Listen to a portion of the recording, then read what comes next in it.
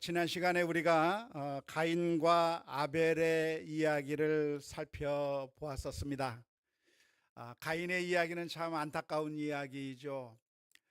무엇보다도 사랑해야 하고 무엇보다도 그 누구보다도 아껴주어야 할 형이 동생을 죽이게 되는 그런 엄청난 비극의 이야기를 우리가 지난 시간에 살펴보았습니다. 왜 이렇게 돼버렸을까요?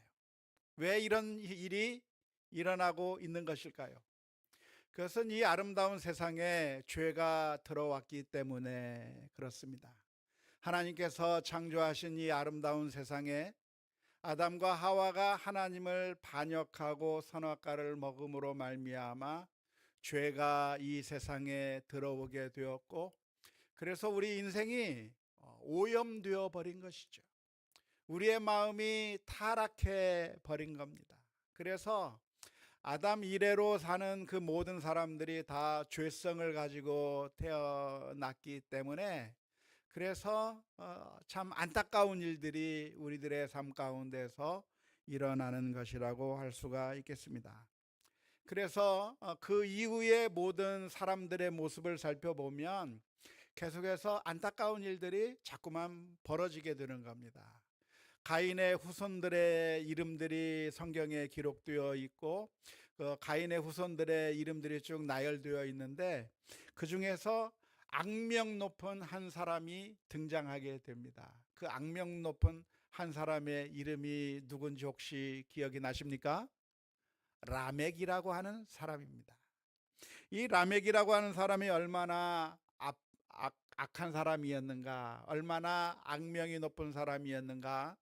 창세기 4장 23절에서 24절의 말씀에 보면 이렇게 기록하고 있습니다. 라멕이 아내들에게 이르되, 아다와 실라여 내 목소리를 들으라. 라멕의 아내들이여 내 말을 들으라. 나의 상처로 말미암아 내가 사람을 죽였고 나의 상함으로 말미암아 소년을 죽였도다. 가인을 위하여는 벌이 7배일진데 라멕을 위하여는 벌이 77배이리로라 하였더라. 이것이 라멕이 한 이야기인데요. 이 라멕이라고 하는 사람은 악한 짓을 버려놓고도, 저질러 놓고도 아주 뻔뻔한 모습을 보여주고 있는 것이죠. 우선 아내를 하나가 아니라 둘씩이나 두었다고 하는 잘못을 저지른 것도 잘못이겠는데, 자신이 조금 다친 걸 가지고 사람을 죽여버린 겁니다. 자신에게 조금 상하게 했다고 해서 그 사람들을 죽여버리는 그런 악한 모습을 보여주었는데, 그것을 악한 짓을 했으면 마음의 양심의 가책이라도 느껴야 되잖아요. 내가 정말 이런 악한 일을 하다니 하면서 정말 마음속에 그런 양심의 가책이라도 있어야 될 텐데, 오히려 이 라멕이라고 하는 사람은 더 뻔뻔한 겁니다. 그러면서 이야기하는 겁니다. 내가 나의 상함으로 인해서 내가 사람을 죽였다고 자신 있게 이야기하는 그런 뻔뻔한 모습을 보여주고 있을 뿐만 아니라, 하나님께서 가인을 향해서 베풀어 주셨던 은총마저도 조롱해 버립니다. 가인이 자기 동생을 죽였지만 하나님께서는 그 가인을 보호해 주시고 가인을 함부로 죽이지 못하도록 보호해 주신 적이 있는데, 오히려 그 하나님의 은총을 조롱하면서 모욕하면서, 가인을 해하는 자에게 7배의 벌이 있다고 한다면 나를 위해서는 77배의 벌이 있을 거라고 하면서 하나님의 은총을 모욕하고 조롱하는 모습들을 보여주게 되는 것이죠. 그래서 이 아담의 아들 가인, 그리고 그 가인의 후손들 가운데 라멕이라고 하는 사람이 정말 악한 모습을 보여주고 있는데, 그 뒤에 계속해서 태어난 사람들은 어떤 삶을 살았을까요? 그 뒤에 태어난 사람들은 하나님의 말씀에 순종하며 거룩하고 선한 길을 갔을까요? 더 나쁘고 더 악한 길로 갔을까요? 후자죠. 더 악한 길로 갔습니다. 더 악한 길을 가게 되었을 때 어느 지경까지 가게 되었는가? 이제는 더 이상 하나님께서 참을 수 없을 지경에 이르기까지 한 겁니다. 창세기 6장 5절에서부터 7절 말씀에 보면 그 당시의 사람들이 어떤 상황이었는가에 대해서 기록해 주고 있습니다.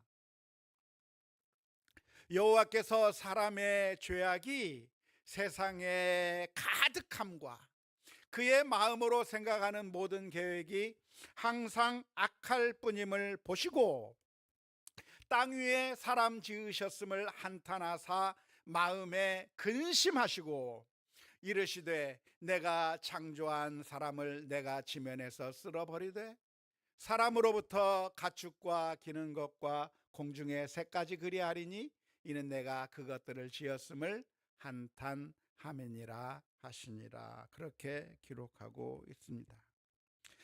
사람들의 죄악이 너무나도 심해서 하나님께서 참고 또 참고 또 참고 하시다가 이제는 더 이상 참을 수 없는 그런 지경에까지 이르게 되자 이제 하나님께서 홍수로 모든 사람들을 심판하시고 멸하셨다고 하는 이야기가 창세기 6장에서부터 8장 말씀 가운데 기록되어 있는 것이고요.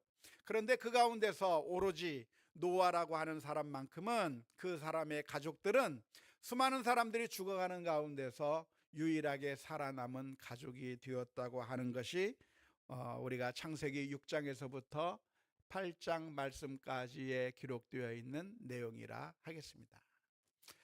우리가 7장의 말씀만 읽었지만 6장에서부터 8장의 말씀을 생각하면서 오늘 말씀을 같이 묵상해 보았으면 좋겠는데, 이런 노아의 홍수의 이야기를 들을 때 우리는 여러 가지 질문들이 마음속에서 떠오르게 될 겁니다. 어떤 질문들이 있을 수 있을까요? 과연 이러한 홍수가 세계적인 전 세계적인 현상이었을까? 아니면 그곳에서만 그 지역에서만 일어난 일이었을까? 라고 하는 질문을 던질 수가 있었겠고요. 정말로 이런 일이 있었을까? 질문을 던질 수 있을 겁니다. 뿐만 아니라 사람들의 타락을 묘사하는 내용 중에 하나님의 아들들이 사람의 딸들과 결혼해서 네피림을 낳았다고 하는데, 도대체 하나님의 사람은 누구고 아들들은 누구고 사람의 딸들은 누군가, 도대체 네피림은 무엇인가라고 하는 그런 질문을 던질 수가 있을 것이고, 또한 여러 가지 질문을 던질 수 있을 것 같아요. 하나님이 과연 이렇게 좌충우돌하는 하나님인가 라고 하는 그런 질문도 던질 수 있을 것입니다. 모든 질문들을 다 대답해 드릴 수는 없을 것 같고요. 오늘 이 시간에 우리가 주목해 보고자 하는 것은 과연 이 홍수의 이야기를 통해서 우리가 어떠한 메시지를 발견하고 우리가 어떤 교훈을 얻어야 할 것인가에 초점을 맞추어서 오늘 이 시간 잠시 묵상해 보는 시간을 가지려고 합니다. 먼저 우리가 생각해 보고 싶은 것이 있다고 한다면 하나님께서 한탄하셨다고 하는 표현입니다. 창세기 6장 6절 말씀에 보면 이런 말씀이 기록되어 있죠. 땅 위에 사람 지으셨음을 한탄하사 마음에 근심하시고. 사람들이 죄를 짓는 그 모습을 보신 하나님께서 이 세상을 창조하고 사람을 지었다고 하는 것을 한탄하셨다고 표현하고 있습니다. 그런데 이 말씀을 생각하면 조금 이해가 되지 않아요. 왜냐하면 하나님이 꼭 누구랑 비슷해요? 우리랑 비슷하거든요. 우리의 모습이 어떤 모습입니까? 늘 무엇인가를 해놓고 후회하는 게 우리들의 모습인 거죠. 여러분들은 많이 후회해 보셨습니까? 저는 많은 후회가 있어요. 지금 와서 생각해 보면 후회되는 것이 얼마나 많은지 몰라요.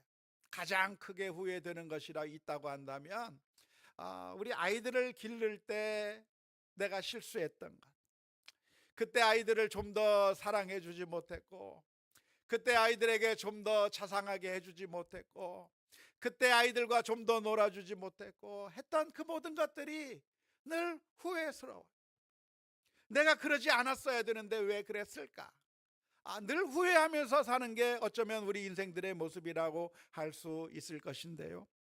오늘 본문에 나오는 이 창세기 6장에서부터 8장에 나오는 하나님의 모습도 어쩌면 사람과 비슷해 보여요. 하나님께서 온 세상을 만들어 놓은 다음에, 그리고 사람들을 잘 만들어 놨는데 그 사람들이 나쁜 짓을 하는 것을 보고, 죄를 짓는 모습을 보고 하나님께서 후회하시는 것 같은, 내가 괜히 사람을 지었나, 내가 괜히 세상을 창조했나라고 하는 그런 모습을 보여주는 것만 같아서, 과연 하나님이 우리가 믿고 신뢰할 만한 하나님인가, 과연 이렇게 좌충우돌하는 하나님을 우리가 믿을 수 있겠는가 라고 하는 그런 질문을 떠올리게 되는 것이죠. 하지만 이 말씀은 그런 오해를 불러일으킬 만한 표현이기는 하지만, 사실은 하나님이 그렇게 좌충우돌하는 그런 하나님이라고 하는 그런 의미에서 이런 말씀을 하는 것은 아닙니다. 그럼 왜 이런 말씀을 하십니까? 그것은 바로 하나님이 우리를 그만큼 사랑하시고 아끼신다고 하는 의미에서 말씀해 주시는 것이죠. 우리 자녀들이 만일 잘못된 길로 간다고 하면 부모님들의 마음이 어떨까요? 정말 아프죠. 우리 아이가 좀 잘 됐으면 좋겠는데, 우리 아이가 좀 늘 성공했으면 좋겠는데, 우리 아이들이 잘못된 길로 가고 나쁜 사람들과 어울려서 지내고, 그리고 여러 가지 잘못된 일을 하게 된다고 한다면 부모의 마음이 너무 아플 것 같아요. 그때 부모의 마음 가운데 어떤 생각이 들어요? 슬픈 마음이 드는 거죠.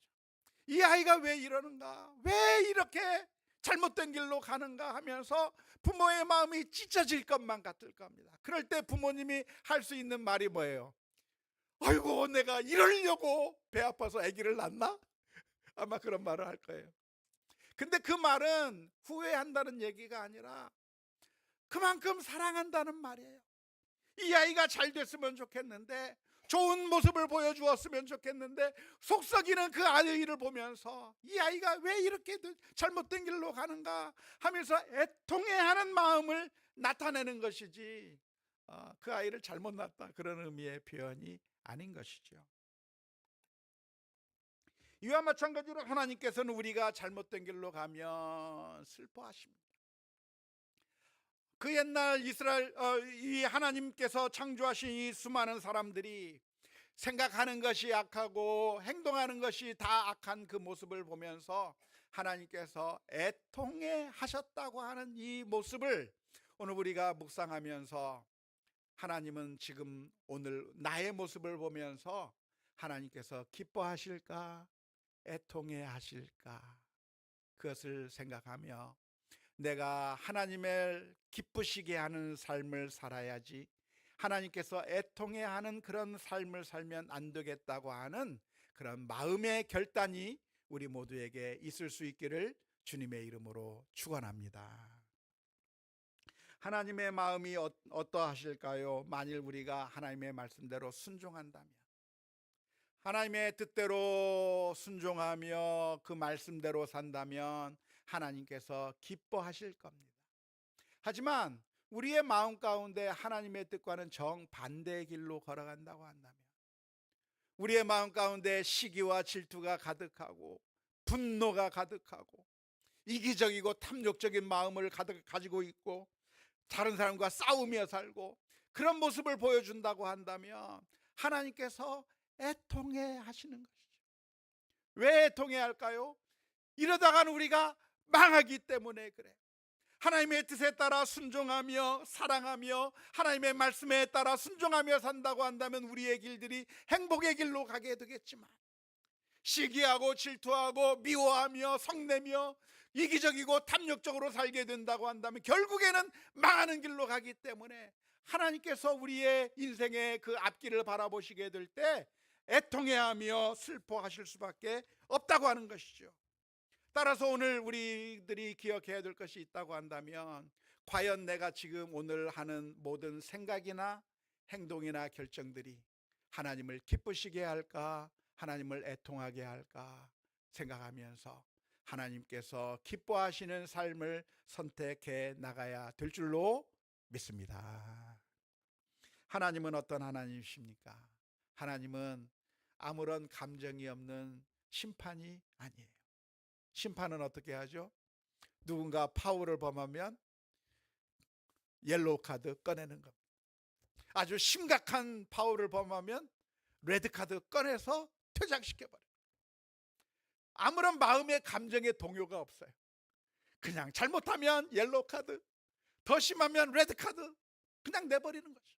왜? 심판은 그런 감정을 개입하는 것이 아니라 그냥 몸이 건조하게 행한 대로 그대로 내는 것이 심판이기 때문에 그래요. 하지만 하나님은 어떤 하나님이십니까? 우리가 죄악을 저지르면 그냥 심판해버리고 끝내는 하나님이 아니라 우리가 잘못될까 봐 걱정해하면서 불안해하면서 우리를 가장 좋은 길로, 선한 길로 인도하길 원하시는 우리 부모님과 같은 그런 사랑이 많으신 하나님이라고 하는 사실을 기억하면서 우리가 하나님을 기쁘시게 하는 삶 살기를 결단해야 될 줄로 믿습니다. 두 번째로 우리가 기억할 것이 있다고 한다면 그것은 하나님의 심판이 있을 거라고 하는 것입니다. 그 옛날 인류가 타락해버려서 더 이상 참을 수 없는 그런 지경에까지 이르게 되었을 때 하나님께서 홍수로 이 세상을 심판하셨던 것처럼 오늘 우리들의 삶 가운데서도 계속해서 죄가 쌓이고 하나님을 반역한다고 한다면 하나님께서 그냥 그대로 내버려 두는 건가요? 아니면 언젠가 최후의 심판이 있을 것인가요? 최후의 심판이 있는 것이죠. 물론 지금 당장은 하나님의 심판이 없는 것처럼 보이기 때문에 그래서 계속 악을 저지르면서도 사람들은 아무런 마음에 두려움이 없어요. 악을 저질러 봤는데 하나님께서 심판하지 않는 것처럼 생각이 되거든요. 나쁜 짓을 했는데 하나님께서 그냥 내버려 두는 것 같거든요. 그래서 사람들이 더 나쁜 짓을 더 많이 하는 겁니다. 하지만 그것은 우리가 오해하면 안 됩니다. 하나님께서 안 계시기 때문에 심판하지 않는 것이 아니고 하나님께서 그냥 몰라서 심판하시지 않는 것이 아니라 하나님께서 심판하지 않는 이유가 뭐예요? 회개하기를 기다리고 계시기 때문에 심판하지 않는 것이거든요. 베드로후서 3장 8절에서부터 10절 말씀에 보면 이런 말씀이 기록되어 있습니다. 사랑하는 자들아, 주께는 하루가 천년 같고 천년이 하루 같다는 이 한 가지를 잊지 말라. 주의 약속은 어떤 이들이 더디다고 생각하는 것 같이 더딘 것이 아니라 오직 주께서는 너희를 대하여 오래 참으사 아무도 멸망하지 아니하고 다 회개하기에 이르기를 원하시느니라. 그러나 주의 날이 도둑같이 오리니 그날에는 하늘이 큰 소리로 떠나가고 물질이 뜨거운 불에 풀어지고 땅과 그 중에 있는 모든 일들이 드러나리로다. 하나님은 그냥 심판해 버리시는 분이 아니라 참고 계시는 거예요. 어떻게 참고 계셔요? 부모님처럼 참고 계시는 거예요. 심판을 하셔야 되는데 심판하는 걸 자꾸만 연기하고 계시는 것 같아요. 왜? 회개하기를 기다리시니까. 우리 부모님들이 자녀들이 잘못하면 어떻게 해요? 너 세 달 동안에 빨리 와, 안 오면 혼낼 거야, 그런다고 그렇게 얘기를 하잖아요. 근데 우리 아이들이 말을 안 들어요. 자, 그러면 카운트다운을 시작합니다. 카운트를 하는 거죠. 세 달 동안에 빨리 와, 하나, 둘, 그리고 셋 합니까? 셋 하는 게 아니고 하나, 둘, 둘반 그래요. 왜? 부모님의 목적은 혼내는 게 목적이 아니에요. 빨리 오라고, 빨리 돌이켜서 오라고 하는 게 목적이기 때문에 셋을 부르는 것이 아니라 둘반 그러는 거예요. 그리고 이제 셋 하려고 하다가 둘반의 반 그래요. 왜? 기다리시는. 하나님께서는 천년을 기다리신 다음에 이제 더 이상 못 참겠다 하고 심판하시는 하나님이 아니라 천년을 기다렸지만 하루같이 이제 겨우 하루 참은 거야 하면서 또 다른 천년을 또 기다리고 계시고 또 다른 천년을 기다리시며 우리 모두가 회개하며 돌아오기를 기다리시는 분이 하나님이세요. 그 하나님을 바라보면서 우리가 빨리 회개하고 돌아와 하나님과 함께하는 그런 삶을 사는 결정을 내리는 것이 옳은 것이지, 기다려, 내가 죄를 지어도 아무런 심판이 없네, 괜찮네, 괜찮네 하면서 그냥 하나님의 심판이 없는 거구나 하면서 계속 안일하게 회개하지 않는다고 한다면 어떻게 될까요? 망하는 거예요. 하나님의 심판이 없을 거야 라고 생각하면 하나님의 심판이 없어지는 거죠? 예? 아니에요. 지난번에 제가 병원에 다녀왔습니다. 제가 건강해 보이나요? 건강해 보이지만 어, 요 근래 제 가슴에 무슨 증상이 느껴졌냐면 가슴이 쪼이는 것 같은 느낌이 드는 거예요. 잠자고 있는데 갑자기 가슴이 좀 쪼이는 것 같은 느낌이 들고, 예배 시간에 앞으로 나오기 위해서 앉아 있는데 갑자기 쪼이는 느낌이 오는 거예요. 아무 문제 없겠죠? 라고 생각하고 아무런 조치를 안 하면 어떻게 돼요? 큰일 나는 겁니다. 심근경색이 와서 죽을 수도 있고 어느 날 갑자기 심장마비가 올 수도 있는 거죠. 그래서 제가 겁쟁이잖아요. 다른 데는 병원 안 가는데 병원에 가서 검사를 맡았어요. 그랬더니 혈관을 쫙 보면서 초음파로 찍어보면서 혈관을 보더니만 혈관에 뭐가 좀 끼어가네요. 지금 심전도 검사해 보니까 괜찮은 것 같은데 그래도 혹시 모르니까 조영술 한번 해봅시다 해서 다음 약속을 하고 돌아왔는데요. 어, 제 마음에 괜찮을 거야, 괜찮을 거야 하면서 검사도 하지 않고 아무런 조치도 취하지 않고 그냥 가만히 있다고 한다면 괜찮을 거야 했으니까 계속 괜찮겠죠? 아니에요. 내가 없다고 해서 없는 게 아니고 우리의 혈관 속에 계속해서 무엇인가가 끼기 시작하고 그래서 혈관이 좁아지기 시작하면 어느 순간에 마비가 오는 거예요.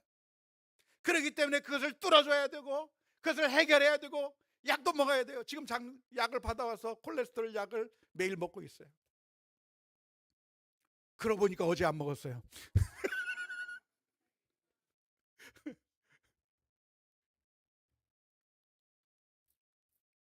우리가 이 세상에 살아가면서 하나님의 심판이 없을 거라고 생각을 합니다. 왜냐하면 지금 잘못해도 하나님께서는 우리를 전혀 건드리지 않고 있기 때문에 그렇습니다.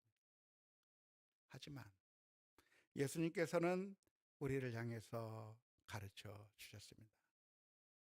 예수님의 비유를 보면 모든 비유들이 대부분은 다 마지막 날의 심판에 대한 비유입니다.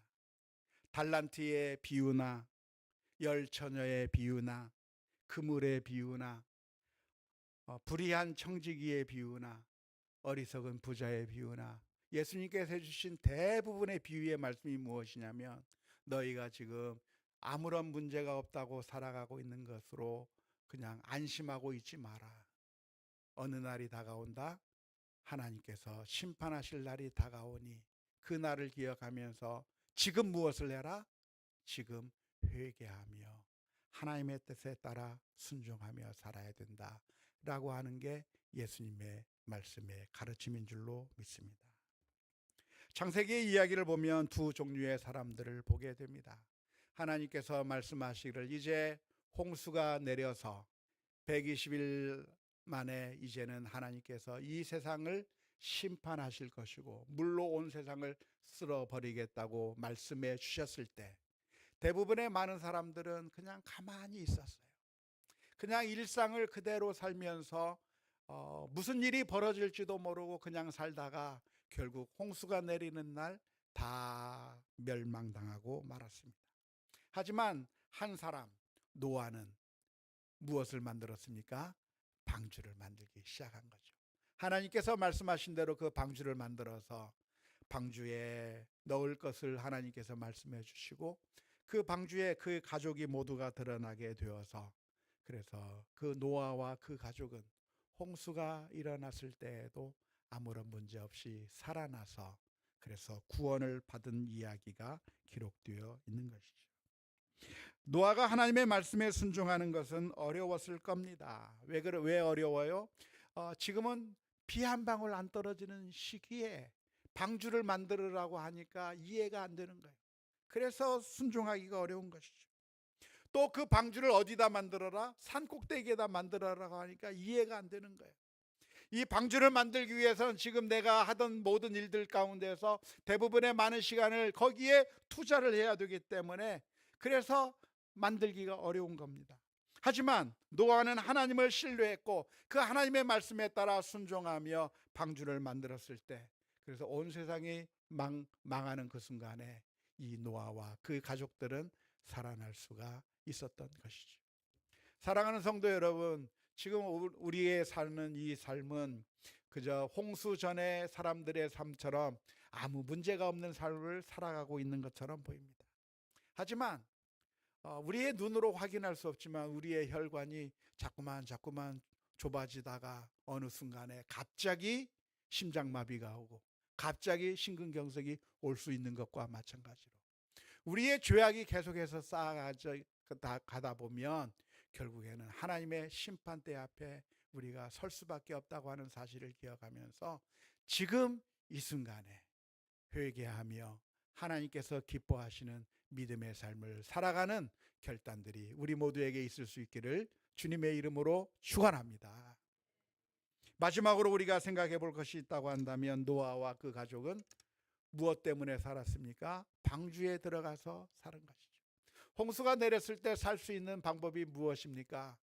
박태환처럼 수영을 잘하면 살아날 수 있을까요? 아니요. 아무리 수영을 잘해도 살아날 수가 없어요.